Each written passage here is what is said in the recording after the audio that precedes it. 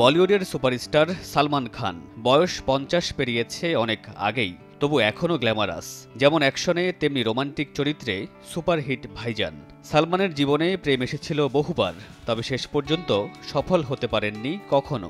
বিয়ের পিঁড়িতেও বসা হয়নি, তাই তো 58 বছর বয়সেও তিনি বলিউডের মোস্ট এলিজিবল ব্যাচেলর। তবে আম্বানিদের বিয়ের অনুষ্ঠানে এবার যে দৃশ্যে ক্যামেরাবন্দী হলেন সালমান, সেটা অন্য কথাই বলছে। অনন্ত রাধিকার বিয়ের সঙ্গীত অনুষ্ঠানে সালমানকে দেখা গেছে ইউলিয়া ভান্তরের সঙ্গে। দীর্ঘ কয়েক বছর থেকেই রোমানিয়ান এই মডেল অভিনেত্রীর সঙ্গে সালমানের প্রেমের সম্পর্কের গুঞ্জন।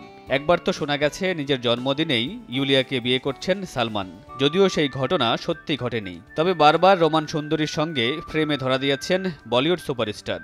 মাঝখানে শোনা গিয়েছিল সালমান ইউলিয়ার সম্পর্কে দূরত্ব তৈরি হয়েছে, যদিও নিজেদের মধ্যে বন্ধুত্ব সম্পর্ক বজায় রেখেছেন তারা। তবে এরপরও ভাইজানের পারিবারিক অনুষ্ঠানে ইউলিয়ার উজ্জ্বল উপস্থিতি লক্ষ্য করা গেছে।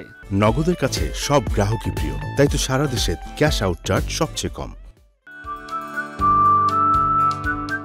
এবার অনন্ত রাধিকার সঙ্গীত অনুষ্ঠানেও দিব্যি দীর্ঘদিনের প্রেমিকার সঙ্গে নাচতে দেখা গেছে সালমানকে। ব্যাকগ্রাউন্ডে বাজছে তারই ছবির ব্লকবাস্টার গান।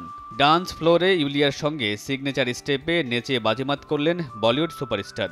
সেই ভিডিও মুহূর্তেই ছড়িয়ে পড়েছে সামাজিক মাধ্যমে। আর সেটা দেখে নতুন করে প্রশ্ন উঠছে, এবার কি তবে সিঙ্গেল লাইফ শেষ হতে যাচ্ছে সালমান খানের? যদিও সেই প্রশ্নের উত্তর অধরাই থেকে গেছে। তবে আপাতত সালমান ইউলিয়ার নাচের ভিডিওতেই সন্তুষ্ট থাকতে হচ্ছে সালমান ভক্তদের। মামুনুর রশিদ পনেল, সময় সংবাদ।